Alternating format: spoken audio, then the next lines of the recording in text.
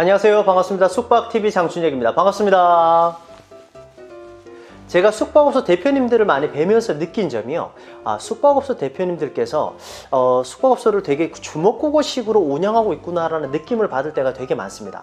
가령 예를 들어서 숙박업소 직원들이 많지 않은데 이 직원들을 어떻게 운영을 해야 하셔야 되는지 정확하게 알지 못하시는 분들이 되게 많으세요. 그리고 숙박업소 안에서 무슨 미션을 줘야 되는지 사실 대표님이 아셔야 그 숙박업소가 계속해서 깨끗해지고 시설 관리도 되고 하거든요. 그런 부분들을 제대로 알지 못하시는 분들이 많다라는 느낌을 받았습니다. 그래서 제가 이 부분에서 여러분들께 뭔가 도움을 드릴 수 있는 방법이 없을까라는 고민을 하다가 한 가지 생각해낸 방법이 있습니다. 그래서 오늘 이 방법을 여러분들께 드리려고 합니다.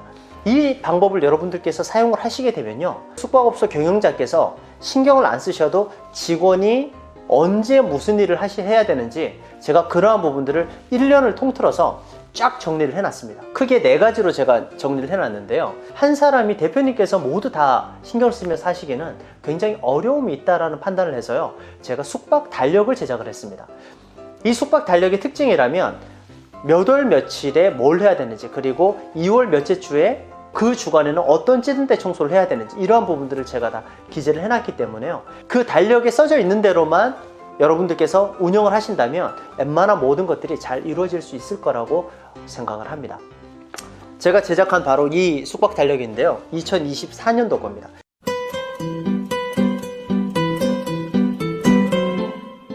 마케팅에서요, 1월 15일 우리가 2월 달이 2월 9일부터 설 명절 시작입니다. 그러면 설 명절에는 고객이 많이 와요, 적게 와요?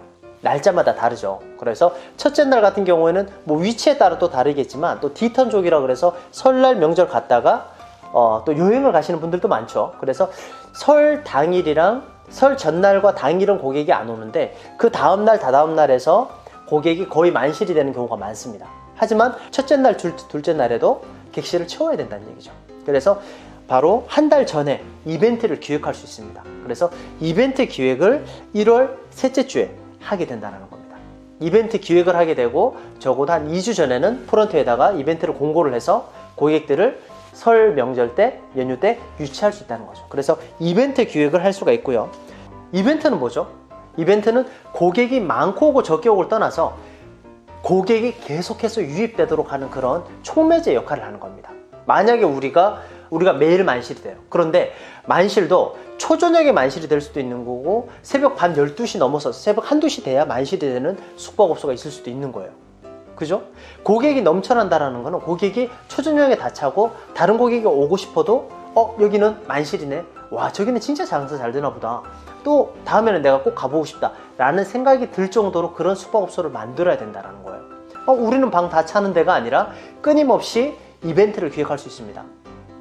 1월 달에는 설날 이벤트를 기획할 수 있고요, 2월 달에는 3월 달에 있는 화이트데이 이벤트를 기획할 수 있죠.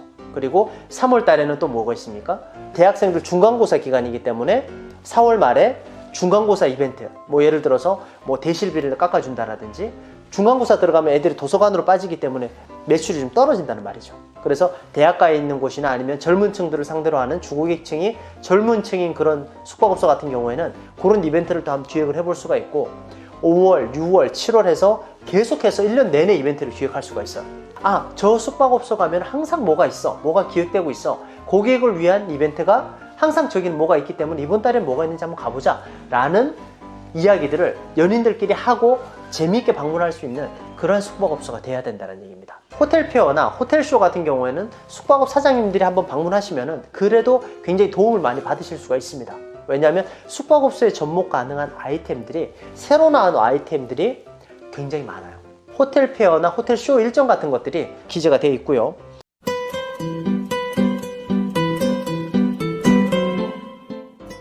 그리고 또 우리가 시설 같은 경우에도 여름이 되면 에어컨이 있죠. 에어컨 필터 청소를 정기적으로 계속 해줘야 됩니다. 한번 청소했다고 해서 우리가 그걸로 끝내게 되면, 우리가 집에서 있으면 에어컨비를 좀 전기세를 아낀다고 껐다 켰다 하죠. 근데 모텔은 어떻습니까? 대실도 그렇고 숙박도 그렇고 하루 종일 켜놔요. 이불을 덮고 들어갈지언정 에어컨을 안 꺼요. 희한하죠. 네, 그렇기 때문에 에어컨 필터가 계속 더러워져요. 그렇기 때문에 그런 것들도 시설 관리를 정기적으로 찌든 때 청소를 해줘야 되는 것이고요. 센서 등 같은 것들도 나가 있는 객실들이, 여러분들 지금 숙박업소를 한번 점검해 보시면 센서 등이 나가 있는 데들도 꽤 있을 거예요. 그래서 그러한 부분들도 정기적으로 한 번씩 시설 점검을 돌면서 뭐가 됐네? 그럼 파악을 해서 언제 파악을 해서 그리고 어떤 식으로 하라는 그런 일정들을 제가 이 숙박 달력에다 다 담아놨습니다.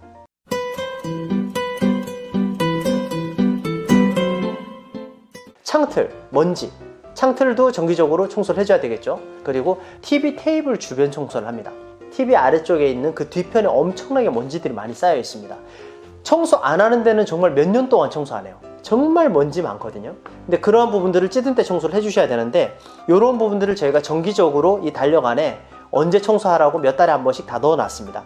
마찬가지로 전기포트 같은 경우에도 물때 같은 것들이 동그랗게 끼면 고객들 입으로 들어가는 건데 그런 것들이 되게 지저분해질 수 있다는 거죠. 그러한 정기적으로 찌든 때 청소를 어떻게 하라는 거를 이 안에다가 제가 녹여놨습니다. 여기에 있는 대로만 청소를 하시면 되고요.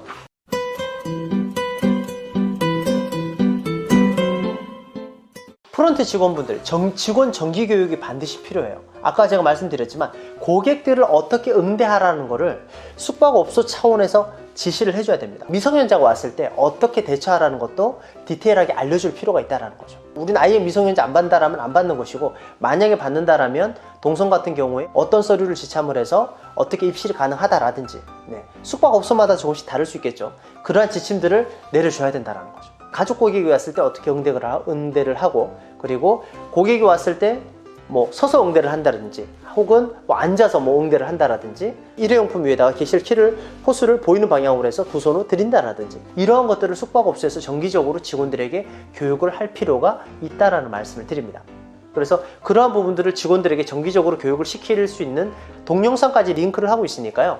이것을 활용하시게 되면 숙박업소 직원들에게 직원 교육시키는 것까지 한 번에 해결하실 수가 있다는 말씀 드립니다. 이 숙박 달력을요, 여러분들께 지금 드리는데 아래 더보기란이 있으시죠? 더보기 클릭하시면 어디에 올려놨다라고 제가 설명을 써놓겠습니다. 그리고 혹은 댓글에도 같이 놔둘 테니까 여러분들께서 참고하셔서 저에게 요청을 주시면은 직원 교육 자료나 혹은 이 숙박 달력 같은 경우에 여러분들께서 같이 이용하실 수 있도록 그 자료를 드릴 수 있도록 하겠습니다. 숙박업소에서 최대한 활용을 하게 되면 이 숙박 달력을 활용하는 숙박업소가 그만큼 청결해지고 깨끗해지고, 그리고 고객 응대가 어느 정도 체계를 잡으실 수 있다는 말씀을 드립니다.